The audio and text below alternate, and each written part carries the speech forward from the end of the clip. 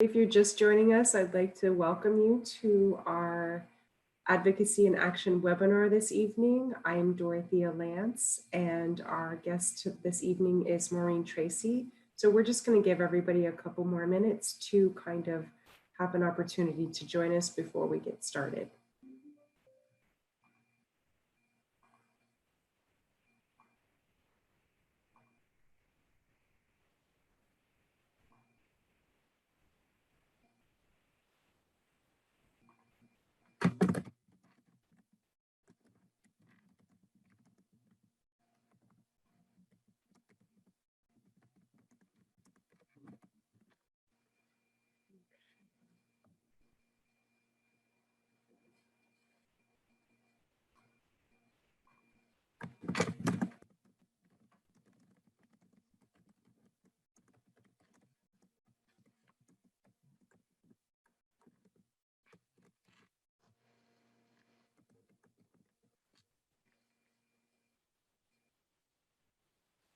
Okay, let's go ahead and get started. All right, folks, so good evening. Thank you so much for joining us this evening. My name is Dorothea Lance. I'm the Community Engagement Specialist with PWSA USA, and this is our Advocacy and Action webinar series. This evening, we are extremely excited to welcome one of our own amazing advocates, Maureen Tracy, and she is going to be speaking to us about navigating and advocating the special education process for students with PWS. Maureen is the founder and CEO of Four Seasons Behavioral Solutions and specializes in advocacy and training to aid and understanding, helping children who experience behavior challenges. She began her journey from a regular to special education after her daughter Lulu was born. So for the past 25 years, Maureen has continued to educate herself in disability advocacy and policy. She is an educational consultant for the University of New Hampshire, a district-wide PBIS coordinator at the local school district, member and former chair of the Special Education Advocacy Committee in New Hampshire, an adjunct professor at Franklin Pierce University in the Education Department, a trainer and presenter for functional behavior assessments, a wraparound coordinator, PWS New Hampshire chapter president, a LEND, L-E-N-D fellow at the University of New Hampshire, and a leadership grad and group leader at New Hampshire's Leadership Series, and an active member of PWSA USA's advocacy work group. She has had many roles, as you have just learned, but the most important role and education Maureen has had is being a mother to Lulu, who's taught her patience and advocacy and courage. So without further ado, I'd like to go ahead and welcome Maureen, and I will turn it over to you. Thank you. Can you hear me okay? Okay, thanks. So I'd like to first start by apologizing because I do have a cold and some bronchitis, so I'm going to try not to cough through this presentation. And just a little history about why I'm doing kind of focusing on this one part aspect of education. And, you know, down the road, if there's an interest in other parts of education, I'm happy to provide that as well. But this is really going to be looking at restraints, seclusion, and what we call placement in the IEP process.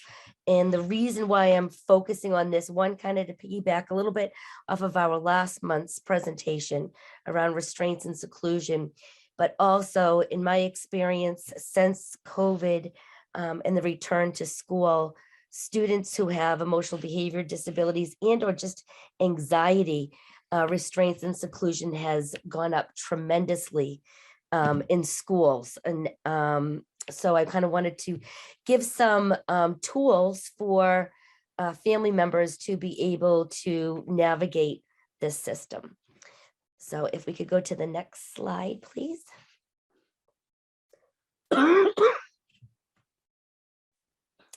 Thanks. So who am I? You just heard some of the roles. I'm not doing all of those roles that Dorothea just mentioned right now. A lot of them, I left everything about a year and a half ago to start law school. And then due to COVID, my daughter Jessica / Lulu had been hospitalized 5 times. So I'm on a hiatus from that until we get back into real life again. So with that, I started to put into more effort into my advocacy business. So I am a 26, my daughter is 26 years old, so I'm a mom of a 26-year-old. I also have 3 other children who they are right now 29, 28, and 25. So all in their 20s. I'm a former general education teacher. I started out in general ed. After Lulu was born, I changed to special ed. I also became a behavior specialist and consultant. I've done district-wide behavior implementation, as well as academic, and has taught at the education level. And right now, my main business is disability advocacy, whether it's special education, it could be navigating Social Security, navigating the supports that our kiddos need. So if we could go to the next slide, please. So who are you? So if you could just put in the chat, maybe your name, what state you're from, and if you have a child with PWS, what age they may be, so I can kind of get an idea. And if I talk funny, I'm sorry, it's idea, but I am from, and I say Florida, my son says so.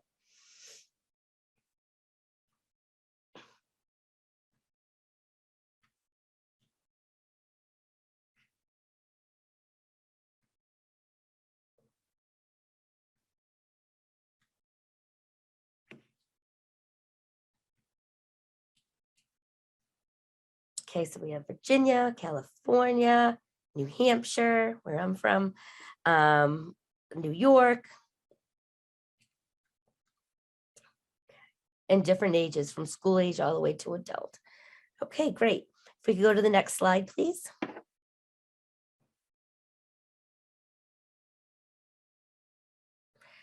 So learning goals for this presentation, what I'd like to start off with is understanding the difficulties that students with PWS experience in schools.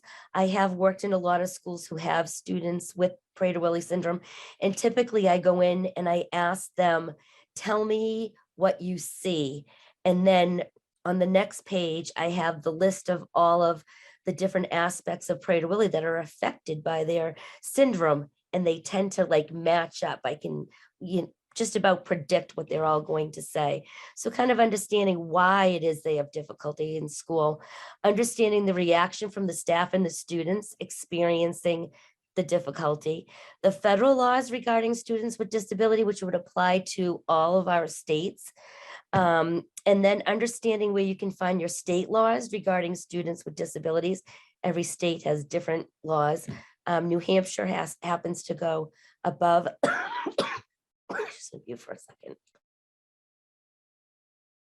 New Hampshire happens to go above and beyond federal law. You can't go below federal law, but a lot of states just stay right at the federal law.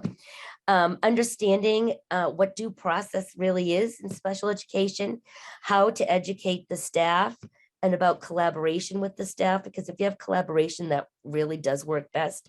And then advocacy when you don't get any collaboration. If we could move on to the next.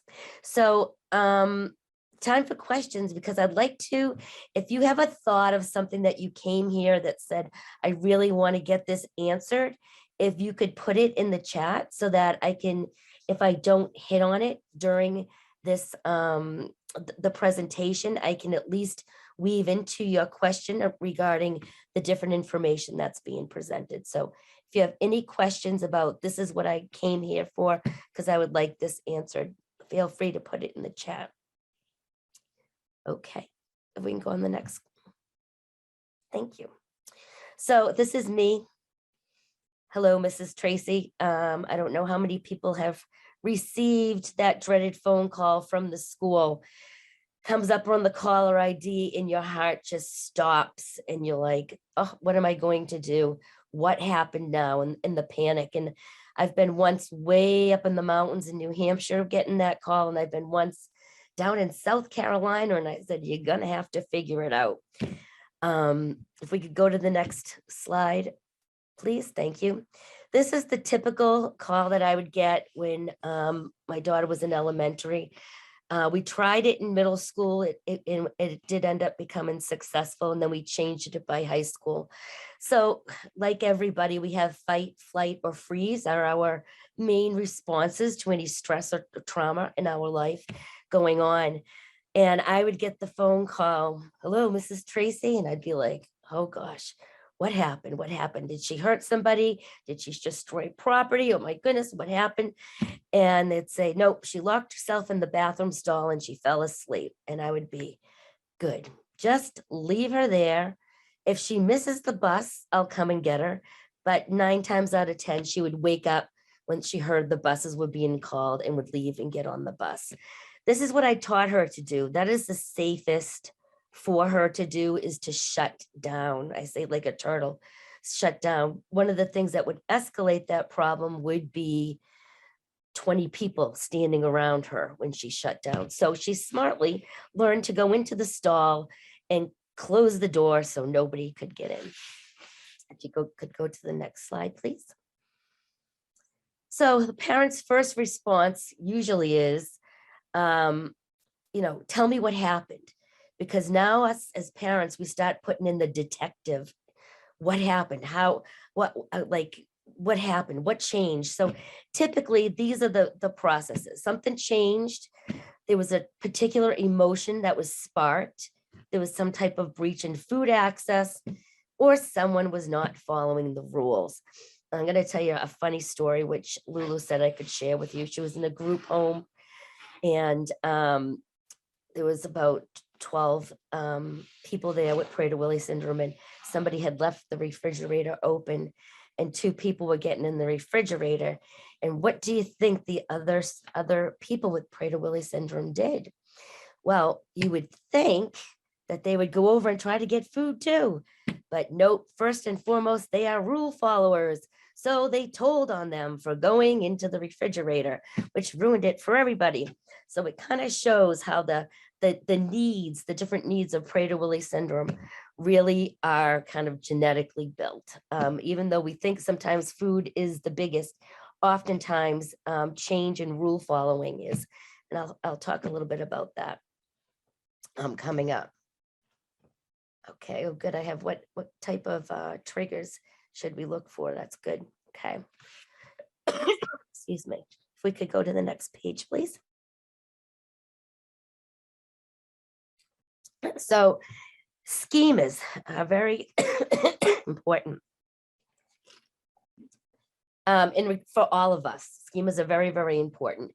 And a schema is basically our cognitive process of setting up rules, right? And this here is a schema of a fight or flight response, right? We have the hypothalamus, which all of a sudden senses something might be wrong, and all of these different processes start to kind of come in, and they're automatic. A lot of them automatic. We don't even know it. It happens within seconds.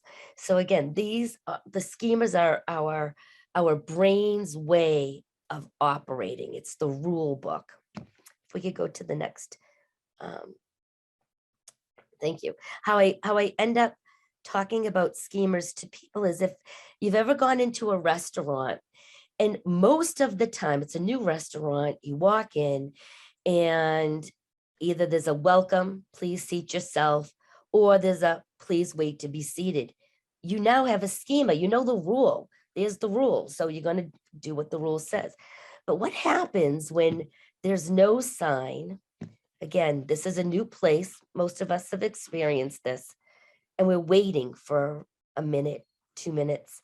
And we're starting to look around at all the other people in the restaurant. And we start to get some anxiety going. Should I just leave? Like, is anybody going to tell me what's going on? Maybe you've experienced this before and you go, ask somebody else, do we seat ourselves? What do we do? But we've all had that kind of experience where when we come in, we're feeling, I'm not sure what to do. That's kind of the panic that people with Prader-Willi syndrome experience when it doesn't go as planned. If we could go to the next slide, please. Thank you. So again, the set of rules we have developed for our cognitive operations, Prader-Willi syndrome is missing that nice boost of oxytocin that when there is no plan, it comes in and helps us shift. We call it a cognitive shift in thinking. Oh, if we can go back, thanks. So it's what happens is, and you can't argue if you've worked or have lived with somebody with Prader-Willi syndrome, you cannot argue this fact, right? It's not like a lot of other disabilities. Autism, I would say, I have seen a lot of similarities, but this shift is so embedded. And I'll just talk quickly about, and I can put this in later, about the amygdala. The amygdala is the part of our brain, the most innate part. It's a little almond, two little almond shapes, and it's our fear response, and it triggers us into fight, flight, or freeze. And this is just set off for people with Prader-Willi syndrome. So the whole part of Prader-Willi syndrome is being able to predict, and also being able to develop a plan B. I didn't find this out until about midway, probably middle school, early middle school, that plan B is what worked to help my daughter's brain kind of get through that change. If we could go to the next slide, please. Thank you. So public schools, we have lots of things changing in public schools and private schools every single day. There are typically a lot of students, and Prader-Willi syndrome can be one that can be really peculiar because you can have very, very sweet and just adorable, and then out of nowhere, it seems, there's this huge meltdown. And oftentimes teachers will say it comes out of nowhere. Excuse me, I'm so sorry. The behavior came out of nowhere. Most parents, when you say, tell me what happened, you can find that trigger point. And when we're talking about, which at some point, if we ever want to do one on functional behavior assessments, we can do one on that. But the trigger point is, what is that function that I call it, made it go off, the antecedent. So in a functional behavior assessment, we have a setting event. So I say, maybe somebody was on the bus and they were being bullied, and they get off the bus and they're still kind of holding it together. And then they get into the classroom and the teacher says, okay, today, instead of gym, we're going to have recess first. And boom, that's the trigger, right? We have an explosion, the behavior, and then the consequences, what changes in the environment. So the adult may come over, they may, help them through it. They may avoid going to recess, anything like that. And, I tell people it's not just, bad things too. If somebody walked in and said, you just won a trip to Walt Disney World and we're leaving right now, that is going to cause some discomfort for people with Prader-Willi syndrome. It's the whole act. I even say, if I had said to my daughter, let's skip lunch today, and instead we'll go to Subway for lunch, boom, it wasn't in the process. So again, and when we're going back to that schema, there's nowhere for it to go except feeling that it is a fight or flight emergency. What also happens in schools, because I have been a teacher for many years, I also have my oldest daughter. She started out substituting with me in a school once. Then when her school got out in, she was a para for the rest of the year. And she's also worked as a behavior support person in a school. She gets it. She grew up. She can predict what is going to happen. However, they would give her students with no IEP, no training, and just say, here you go, figure it out. Luckily, my daughter Lauren had the tools to do this, but that doesn't always happen. As a professor, somebody who had taught, young students to become teachers, there's also a struggle there when you're new of not knowing and not doing the right thing. When you're in the university level, there is not a lot of behavior management teaching. There's a very, very small amount of it. Same with disability. Most disability degrees are general disability ed, general special education, usually along with an education, general education.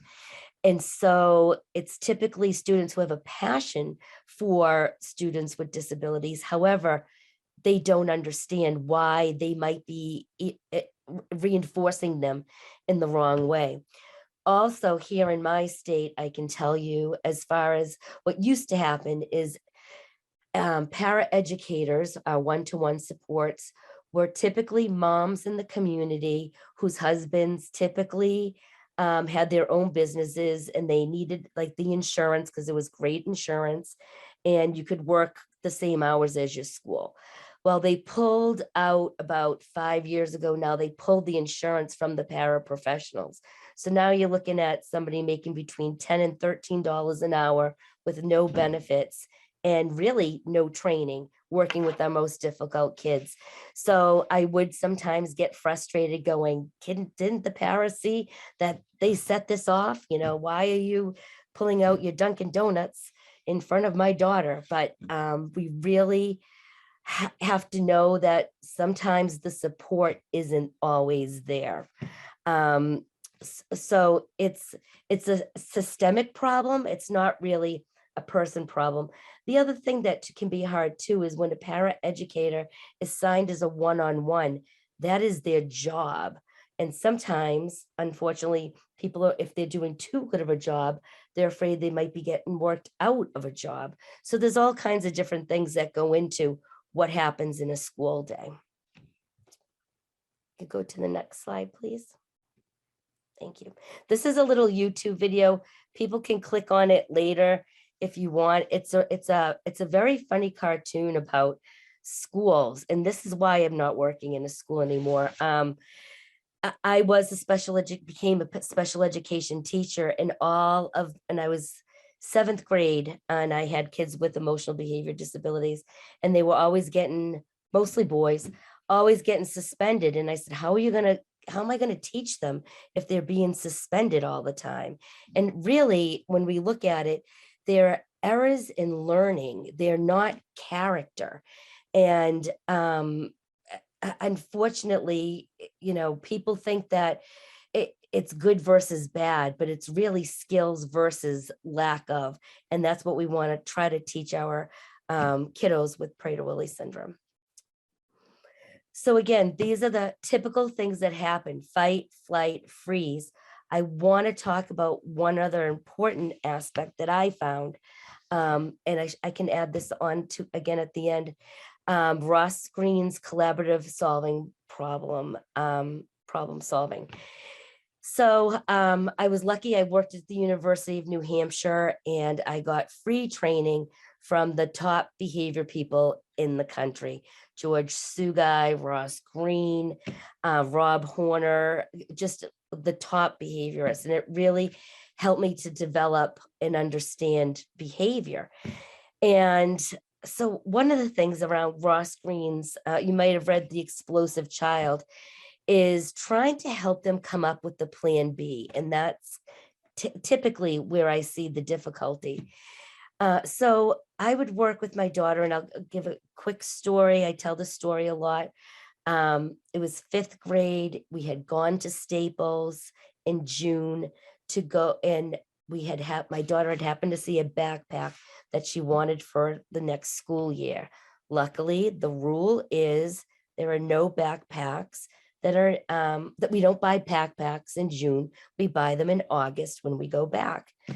And so there wasn't a meltdown. It was a rule. She understood the rule. But lo and behold, here comes August, and we're driving. Remember, driving in the van. I would take each one of my kids out separately shopping.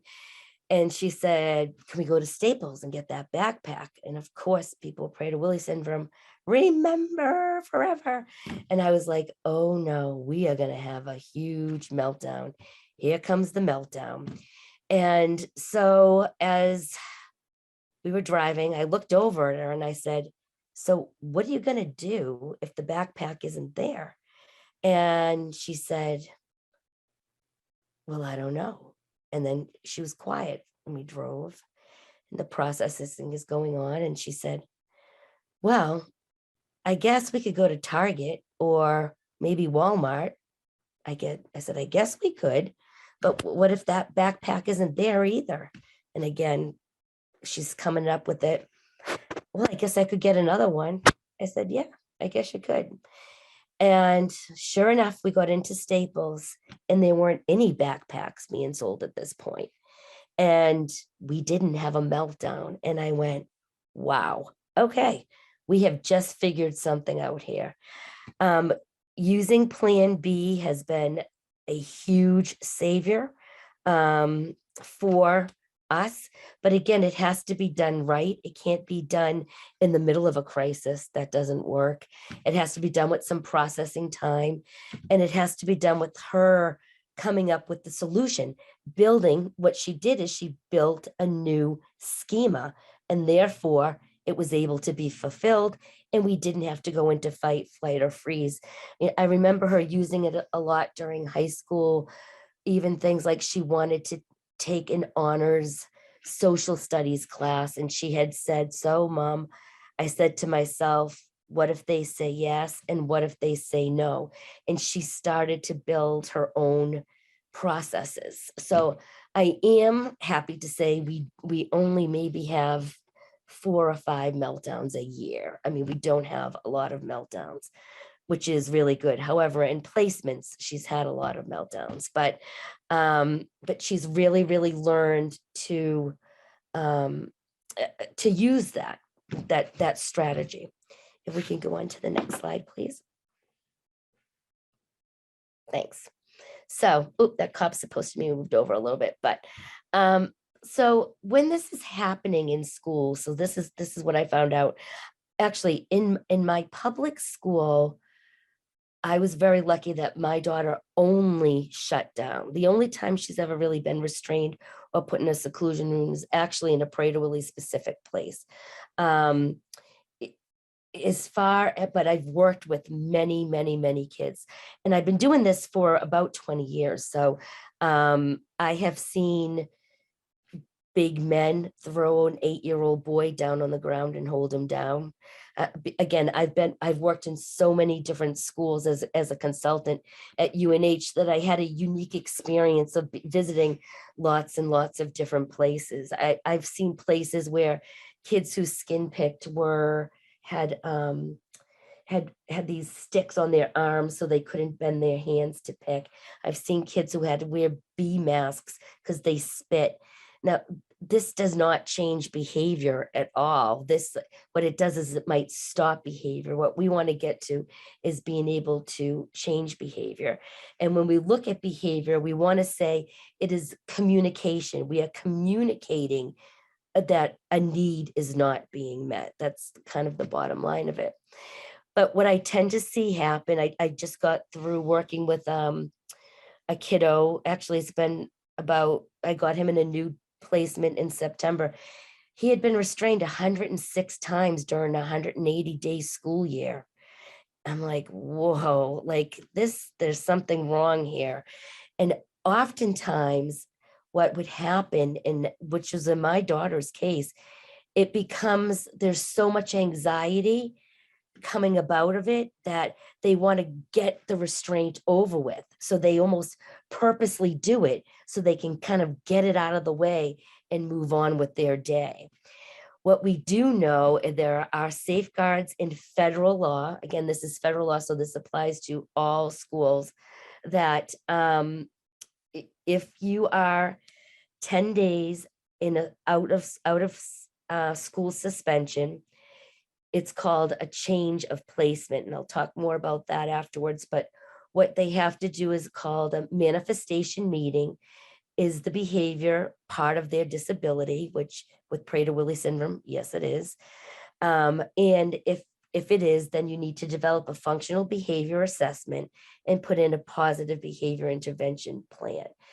The problem right now that I've been seeing in the field, one is around BCBAs. So at least I would say here in New England, what I have seen is a change of BCBAs being a really function-based to 6 extra courses after a master's and not a lot on really understanding disability.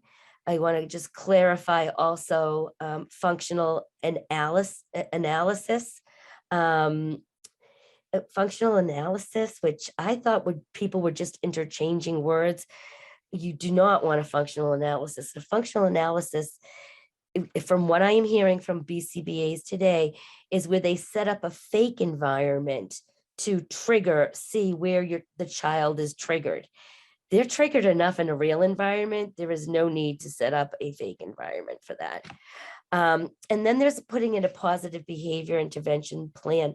A lot of schools end up doing a functional behavior assessment, but that assessment doesn't mean anything if you don't use it to drive a plan. And so really it's breaking down information. And the reason for that is because every child, and mothers and fathers and parents have fought for these rights, that they deserve a free and appropriate public education in the least restrictive environment. Least restrictive environment may not mean in the general education classroom. It may not mean in that school. It is wherever that student does the best. Because what I just found out in the law is what they are finding is that restraints is violating a free and appropriate education in the least restrictive environment. That hadn't been there before, but it is now. For our new parents, I'm just reading. Okay, if we can go to the next. So again, placement and IEP drives placement. So most, if not all, I think students who are in public school who have Prader-Willi syndrome should be on an IEP, because typically it's there are 504s for medical accommodations, but typically we need things delivered in more a more specialized way of instruction. And so it determines whether or not the student is in a free and appropriate education. For my daughter had less behaviors in a regular education classroom than she did with being in a resource room or with kids with behaviors. I mean, if you're in with all kids with behaviors, everybody's showing their colors, and she would really, really try to, not have a meltdown in front of her peers. And again, she had her siblings who were all around her age, and we're in a small town and everybody knew everybody. Especially, we ended up informing the whole community. I had so many parents who now were able to talk about it with their kids. And because sometimes people look at people with Prader-Willi syndrome and say, something just isn't right, but I'm not sure what it is. So that was really, really helpful. Next slide, please. So again, so this is what I'll tell you what we've done in New Hampshire. So this is why it's really important to be on any of your committees as far as schools go. So I was on, it's called, every state has to have one. They call them different names. In New Hampshire, it's called the SAC. I know in Massachusetts, it's called the SAP, at the Special Education Advisory Panel. Here in New Hampshire, it's the Special Education Advisory Committee, SAC. I served on that for 10 years. I was the chair of it for 2 years. Despite being an educator already when I joined it, it took me about 2 years to even understand all of the ins and outs of it. But through that work, some of the things that we have done is that if a child is sent home, which would happen. Can you just come and pick them up? They're just not having a good day. Can you come and pick them up for the rest of the day? That is now counted kind of under being suspended. Being suspended federally, there's called federal monitoring, where they look at the disproportionality of suspensions along kiddos with disabilities. But what we did here in New Hampshire is we pushed it up because what schools were doing is saying, we're not going to suspend them. We're just going to send them home. So, and also half days, we started counting if they went home at 12 o'clock, that half day now counted as one full day, because we found that this was happening over and over and over again with our students with disabilities here in New Hampshire. If we could go to the next slide, please. We can skip that. Excuse me. So when we start to run into this problem, and honestly, if you start to see any information come home, it is, I believe, that if your child is, and I did find a link of looking at every single state, if your child has been restrained, they are supposed to provide written notification. Again, every state is different. Here in New Hampshire, in about 2012, I believe it was, we put in amazing restraints and seclusion laws. However, what happened is teachers just went okay, and kids started running amok. Staff became afraid of even touching any students. And so even if we do pass a federal bill on this, it's really about the implementation.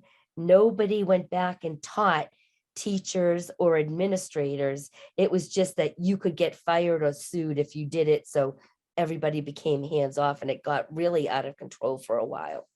So if you are getting any discipline at all, start with the IEP team and invite the LEA. And make sure the LEA is there. So there should always be an LEA at your IEP meeting, which stands for the Local Education Authority. That is the person who says yes and no to the money. So there should never be anybody, there should never be a team there that says, well, we're going to have to ask the district, because that's not how it works. You are supposed to have an LEA on the team, and it is the team that makes the decision, not the district. And therefore there should be somebody there who has the authority to talk about money.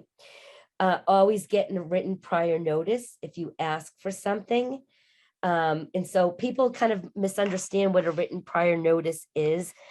It doesn't go out before a meeting. A written prior notice happens after the meeting, but before something's changed or has been denied. And so basically a written prior notice says, you may say, listen, I want you to stop restraining my child, and come up with an alternative. Therefore, the written prior notice should say, what was proposed. The parent proposed to have the district stop restraining their child. And was it accepted or rejected is the next line. And if it was rejected, then the school needs to put in why it was rejected. And they may say, no, it's an unsafe. And then they're supposed to provide data.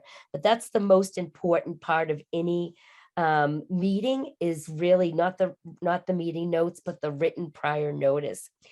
And then go to, in New Hampshire, at least how it works, we typically have a building coordinator for special education. Then we might have a district coordinator, and then we might have an admin at the superintendent's office. So find out if you're not getting what you want. Always try to start really at the local level of pushing. I always say too, everything is in writing, everything, even if they call you on the phone or they grab you in the car line, you follow up with, thank you so much for letting me know, in an email, and really keeping track of that. And then you can always go to the school board too.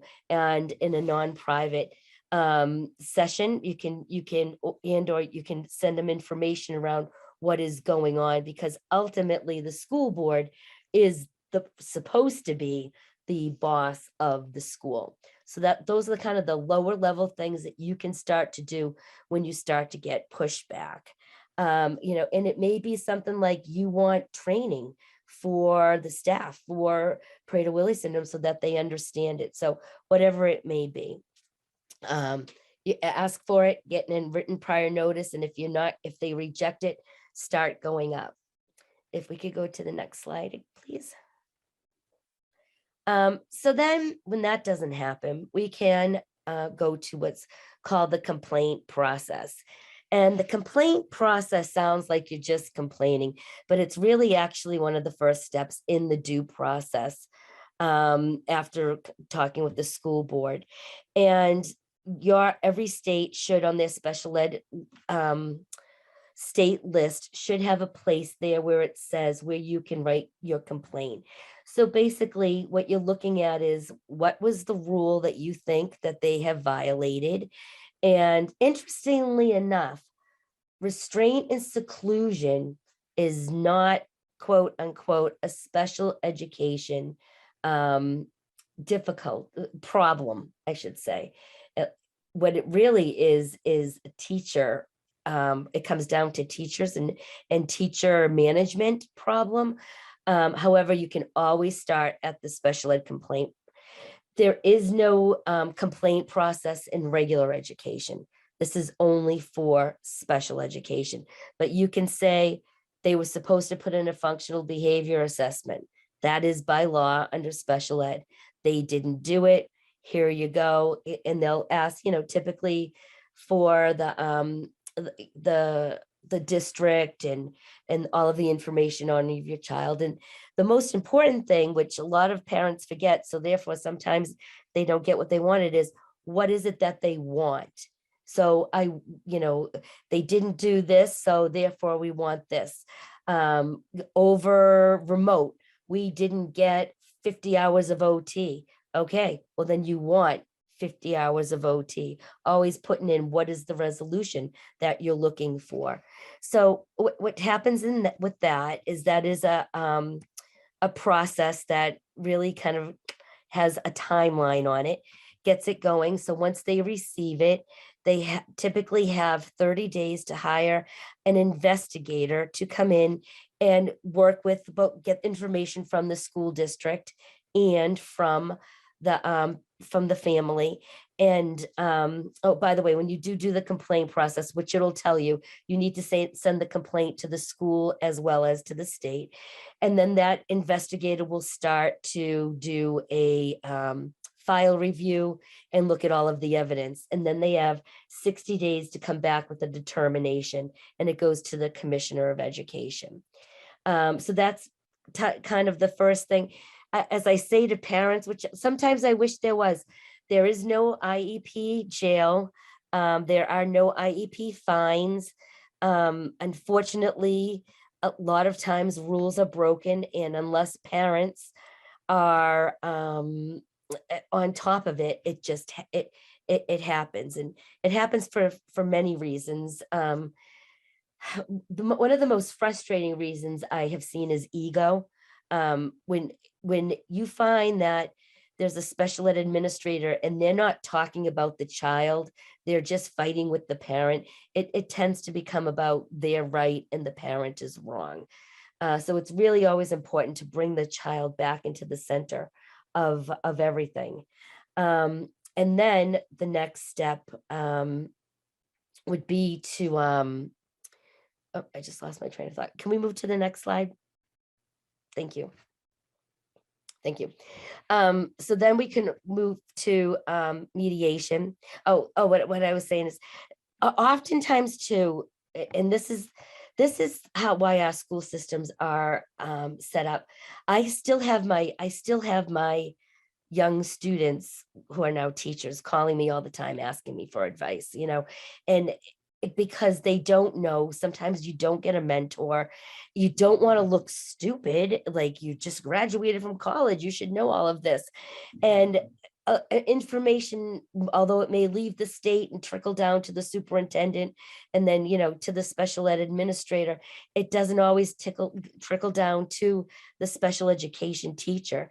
And I have to have hard conversations with my students to say, do you want to speak up about that? Or do you want to keep your job? Because there are a lot of teachers, when you go in as a parent and you're fighting for something, they are all right there so excited that you're sticking up and fighting for them, because a lot of times if they start to say something, administration comes down. It can come down to money. It can come down to, what they think is their ethical duty to the taxpayers. It can come down to inexperience. So there's a lot of different reasons why this ends up happening.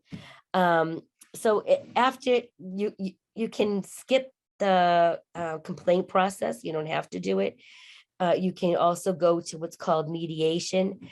New Hampshire loves mediation. We've had, I want to say, 3 to 4 due process hearings a year. I believe New York State has something like, I don't know, in the hundreds, like so many, like it's just so normal. New Hampshire liked to pride itself that we don't have problems, so we don't go to due process, which isn't true. But what ends up having to do is you go to mediation.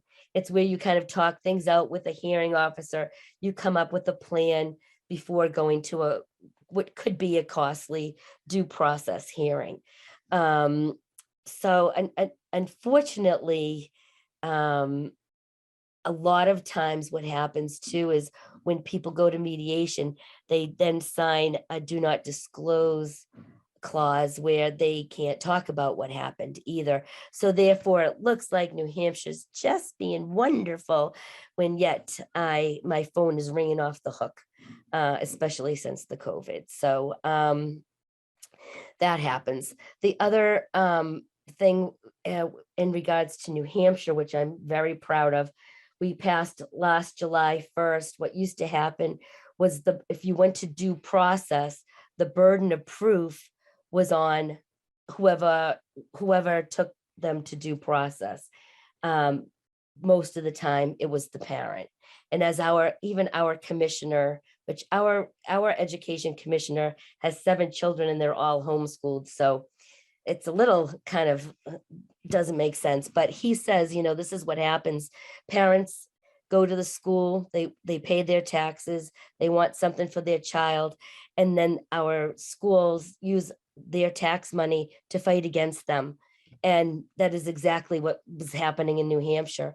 Last July, it was changed that now the burden of proof is on the school districts. So I just went to go to a due process hearing with a very big city here in New Hampshire. If we could go to the next slide. And I asked them to, because as the one who takes them to due process, if we could have it a public due process. And within 24 hours, we got everything we had been fighting for 8 months. And for the student who again was being restrained and secluded. So, and again, it's not just restraints and seclusion for due process. It can be placement. It could be they're not getting OT. It can be anything that's a violation of the IEP. So we are very, very happy, and you can represent yourself in a due process hearing. You can hire an attorney, which I believe is about $20,000. But if you win, you do get that money back, or you can hire an advocate, which you don't get that money back in a trial, but it tends to be a lot less than. Maureen, I want to interrupt for just a second. Could you explain what the difference would be for a public due process? What might a parent expect? Yeah, the only difference is that everybody can see it. You could, if it's on Zoom, it could be shown on Zoom, and the files, nothing is redacted. So again, there's always what's supposed to happen and what doesn't happen. What's supposed to happen is that these, all of the due process hearings are public, but then everybody's, and the school district has been redacted. So you really don't know where everything is going. This lets other families go, oh, so I'm not the only one from my town that this happened to. So, because once that happens, then you get a swell of people, because typically it's not just happening to one person. Although it may seem it, typically it's a very systemic thing. Does that make sense? It does. Thank you. Okay, you're welcome. And we can go to the next slide. Okay. Oh, good. I think we're just about it. So, so those are kind of the different ways to get advocacy for your child. But these are also right here. Most states have, and oh, I am missing one slide that I wanted to, if you go one more, is there one more slide? Yeah, this is it. Okay. So in every state, there's what's called the 3 legs of disability. By law, it has to be there. So there's the DD Council, the Developmental Disabilities Council, and they may have different different titles, but they're very, very close. And that gets federal money in for helping start projects and all kinds of things for people with developmental disabilities. The other one, and there's parents and there's self-advocates on those councils. Then there's what in our state, it's called the Disability Rights Center. Massachusetts, it's called the Disability Law Center. But every state has to have a law center that provides free law guidance for people with disabilities. The problem with that right now, especially, is that they really have no bandwidth to take on anything but the most horrific and heinous things that are going on because of, especially since the COVID. And also every state has to have a university that, and in our state, it was the University of New Hampshire at the Institute on Disability. They have to have a university that is always looking at public policy, research, and training for parents around disability. If we could go back one, please. Yeah. And so, and then there's also LEND, which LEND is a pretty amazing too. LEND stands for Leadership in Educational Neurodevelopmental Disabilities. I was a fellow at that. That was offered through UNH. It was started by in the JFK administration from his sister, Eunice, who said, we have a sibling with a disability, but we cannot find any resources. They had to go to California. So this sets up a cross section of OTs, PTs, doctors, family members, social workers. You get a stipend for it. It's a year long, and you fly to DC for the disability policy seminar, and you learn how to advocate at the legislature in Washington, D.C., and you get paid a stipend, and you also get master level credit. You have to have a bachelor's, and you have to get in. It's pretty competitive, but I know Massachusetts has 2. So some have 2 of those. There's also policy partners, and we call it leadership here in New Hampshire. Again, that is an undergrad type of thing for parents and for self-advocates with disabilities, which again, I would love to do something like a leadership for Prader-Willi specific parents, but it's it teaches from the history of disability to best practices all the way up to legislation. And then, excuse me, there's also every state should have a parent information center, which again is federal money that goes into the state, and it should give training on advocacy, how to write a complaint letter to your to the state, and all kinds of information that way to help you navigate the system as well. And so these are, different free and educational resources that you can do. So what is, oh, I see that. What is public? Okay, so, and that's all. So, and if you have any questions, or feel free to ask any now. This is my email. You can also find me in Maureen O'Hare Tracy on Facebook, because Messenger is great. I do more of my business on Facebook than I do actually socializing. So if anybody has any questions, feel free to ask. So I'd love to open it up if any of you have any questions that you'd like to ask Maureen or any of us. Please feel free. Go ahead.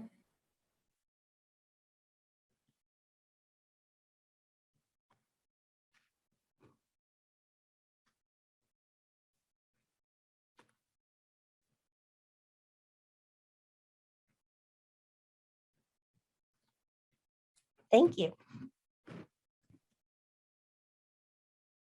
I was just going to share, this is Stacy. I'm not sure if you can see me off camera, but one of the things that PWSA is working on is a state-by-state resource on our webpage that will list all of those things that Maureen talked about. So it will have each state's Department of Education regulations and statutes. It'll have the contact information for those parent centers.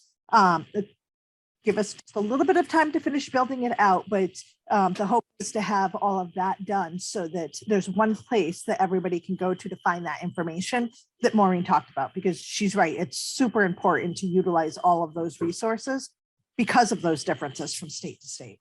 Mhm. And I think Elaine asked, she asked a question, where's the biggest need for advocacy, at the state level or the federal level? I honestly think it's the state level. Federal is, I wouldn't say it's less monitored, but federal is a little bit further away from the actual everyday.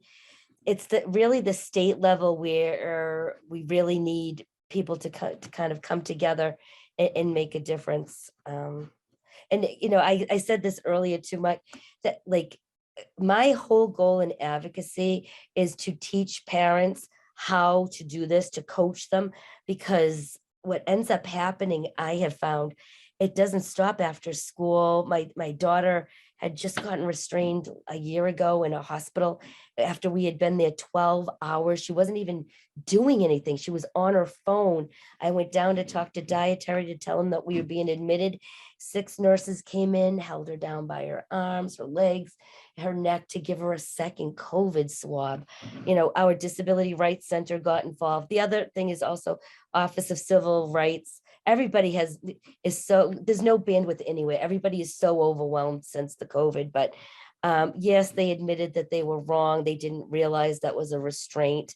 And now they have to, every single person who comes in contact with patients has to have a class now, but did it really take that to do that, you know? So unfortunately. Absolutely. Thank you so much for sharing, Maureen. I just put a chat link that was in your presentation. So Okay. if you just want to copy and paste that, it'll be available for you to watch. It's just a really funny little cartoon about what it feels like being in schools. So, because it can drive us crazy. Does anyone else have any questions, anything they'd like to ask or discuss?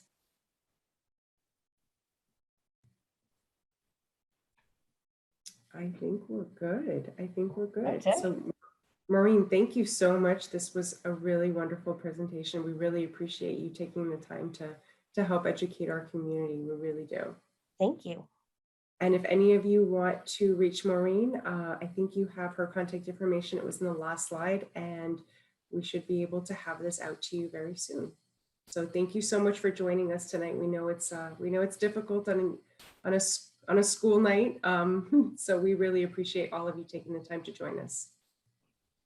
Thank you. All right. Thanks, everyone. Bye. Bye-bye.